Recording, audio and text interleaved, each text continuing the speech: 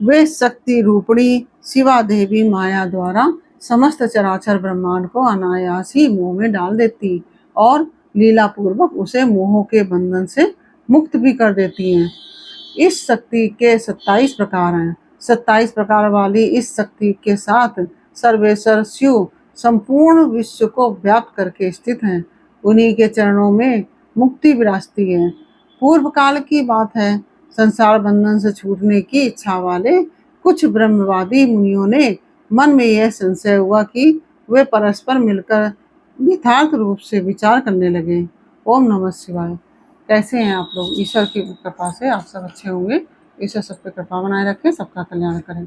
आज मैं बताने जा रही हूँ शिव महापुराण के वायवी संहिता उत्तरखंड अध्याय नंबर 7 यानी कि 7, परमेश्वर की शक्ति का ऋषियों द्वारा साक्षात्कार, शिव के प्रसाद से प्राणियों की मुक्ति, शिव की सेवा भक्ति तथा 5 प्रकार के शिव धर्म का वर्णन।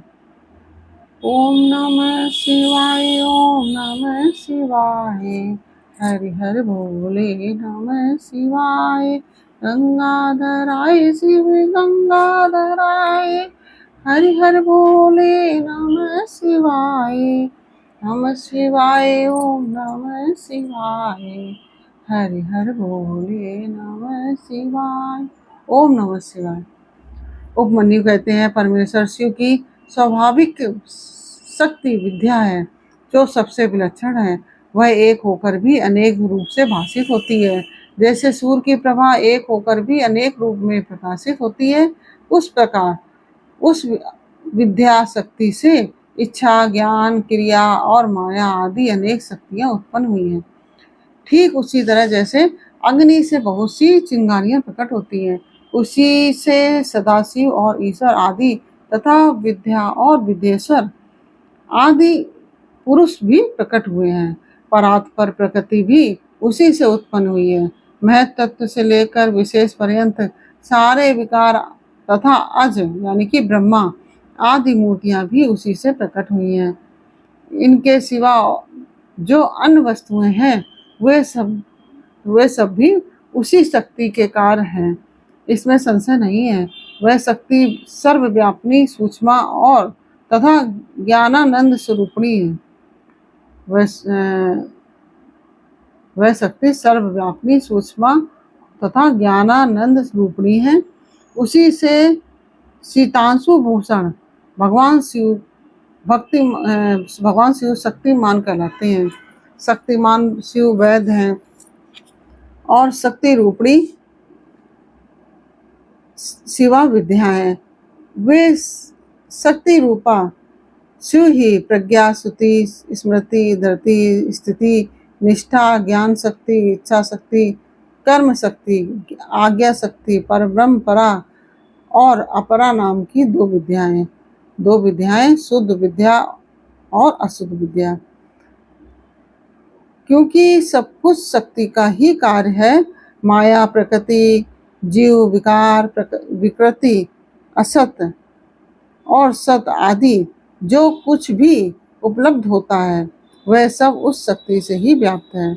वे शक्ति रूपिणी शिवा देवी माया द्वारा समस्त चराचर ब्रह्मांड को अनायास ही मोह में डाल देती हैं और लीला पूर्वक उसे मोह के बंधन से मुक्त भी कर देती हैं। इस शक्ति के 27 प्रकार हैं। 27 प्रकार वाली इस शक्ति के साथ सर्वेश्वर शिव संपूर्ण विश्व को व्याप्त करके स्थित हैं। इन्हीं के चरणों में मुक्ति विराजती है।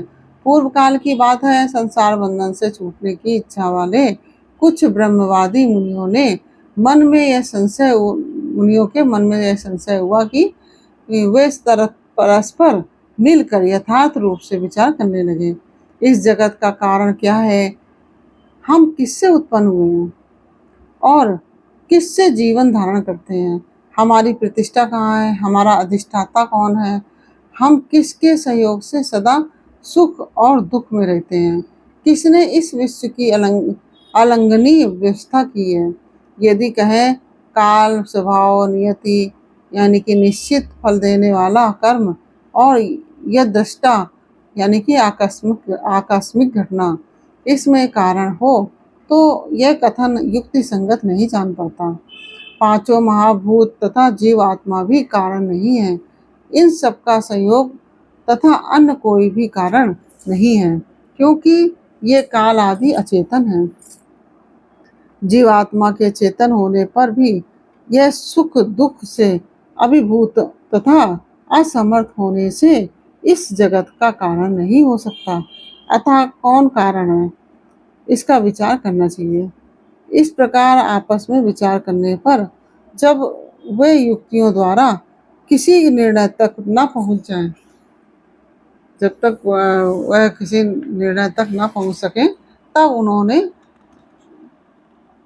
ध्यान योग में स्थित होकर परमेश्वर की सर्वभूत स्वरूपभूता अचिंत्य शक्ति का साक्षात्कार किया, जो अपने ही गुणों से सत्वरज और तम से ढकी हैं तथा उन तीनों गुणों से परे हैं।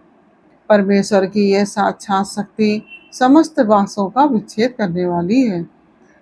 उसके द्वारा बंधन काट दिए जाने पर जीव अपनी दिव्य दृष्टि से उन सर्व कारण शक्तिमान महादेव जी का दर्शन करने लगते हैं, जो काल से लेकर जीवात्मा तक पूर्वोक्त समस्त कारणों पर तथा संपूर्ण विश्व पर अपनी इस शक्ति के द्वारा ही शासन करते हैं। वे परमात्मा अप्रमेय हैं। तदंतर परमेश्वर के प्रसाद योग, परम योग तथा सुदृढ़ भक्ति योग के द्वारा उन मुनियों ने दिव्य गति प्राप्त कर ली है। श्री कृष्ण जो अपने हृदय में शक्ति सहित भगवान शिव का दर्शन करते हैं, उन्हीं को सनातन शांति प्राप्त होती है, दूसरों को नहीं। यह श्रुति का कथन है। शक्तिमान का शक्ति से कभी वियोग नहीं होता, अतः शक्ति और शक्तिमान दोनों के तदात्म से परमानंद की प्राप्ति होती है। मुक्ति की प्राप्ति में निश्चय ही ज्ञान और कर्म का कोई क्रम विवक्षित नहीं है। जब शिव और शक्ति की कृपा हो जाती है, तब वह मुक्ति हाथ में आ जाती है। देवता, दानव, पशु पक्षी तथा कीड़े मकोड़े भी उनकी कृपा से मुक्त हो जाते हैं।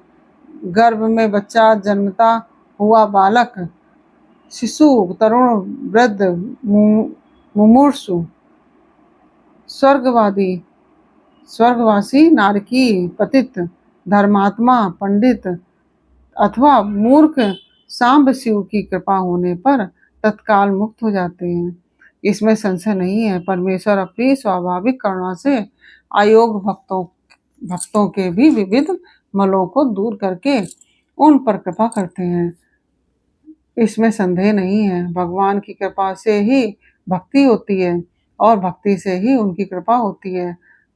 अवस्था भेद का विचार करके विद्वान पुरुष इस विषय में मोहित नहीं होता है। कृपा प्रसाद पूर्वक जो यह भक्ति होती है, वह भोग और मोक्ष दोनों की प्राप्ति कराने वाली है। उसे मनुष्य एक जन्म में नहीं प्राप्त कर सकता। अनेक जन्मों तक श्रौत स्मार्त कर्मों का अनुष्ठान करके सिद्ध हुए विरक्त एवं ज्ञान संपन्न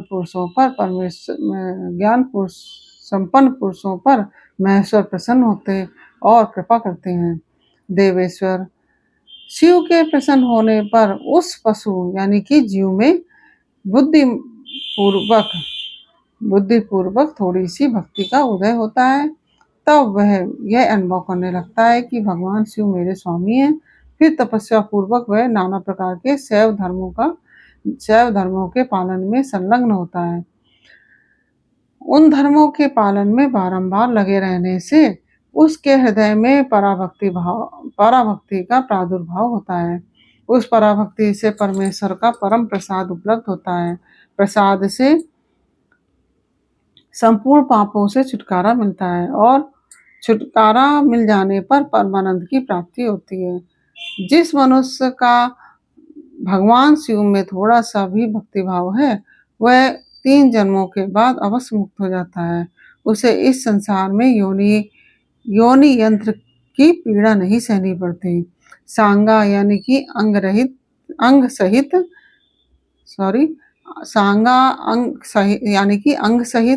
और अनंगा अंग रहित। सांगा बोलते हैं अंग सहित को और अनंगा बोलते हैं अंग रहित को। जो सांगा और अनंगा जो सेवा है उसकी जो भक्ति उसको उसी को भक्ति कहते हैं, उसी को भक्ति कहते हैं। उसके फिर 3 भेद होते हैं, मानसिक, वाचिक और शारीरिक। शिव के रूप आदि का जो चिंतन है उसे मानसिक सेवा कहते हैं।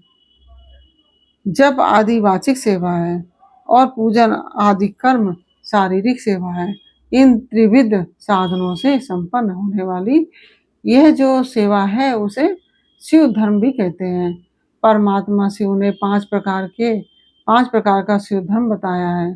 तप कर्म, जप, ध्यान और ज्ञान।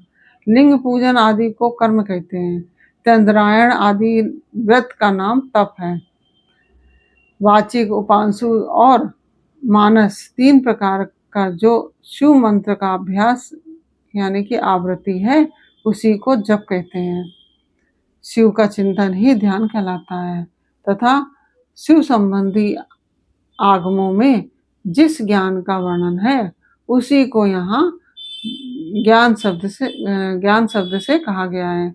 श्रीकंठ शिव ने शिवा के प्रति जिस ज्ञान का उपदेश किया है वही शिवागम है। शिव के आश्रित जो भक्तजन हैं उन पर कृपा करके कल्याण के एकमात्र साधक इस ज्ञान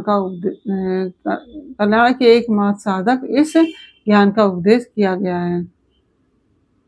अतः कल्याण कामी बुद्धिमान पुरुष को चाहिए कि वह परम कारण शिव में भक्ति को बढ़ाए तथा विषयासक्ति का त्याग करें। इस प्रकार से यह अध्याय पूर्ण हुआ। यह अध्याय आपको कैसा लगा मुझे आप कमेंट बॉक्स में अवश्य बताइए। अच्छा लगा हो तो वीडियो को लाइक शेयर कीजिए और यदि आपने हमारे चैनल को सब्सक्राइब नहीं किया तो प्लीज़ मेरे चैनल को सब्सक्राइब कर लीजिए और बेल आइकन बटन अवश्य दबा दीजिए जिससे कि हमारे सारे आने वाले वीडियो आपको प्राप्त हो सकें। फिर मिलते हैं आपसे अगले वीडियो में अगले अध्याय के साथ। तब तक के लिए ओम नमः शिवाय। राधे राधे।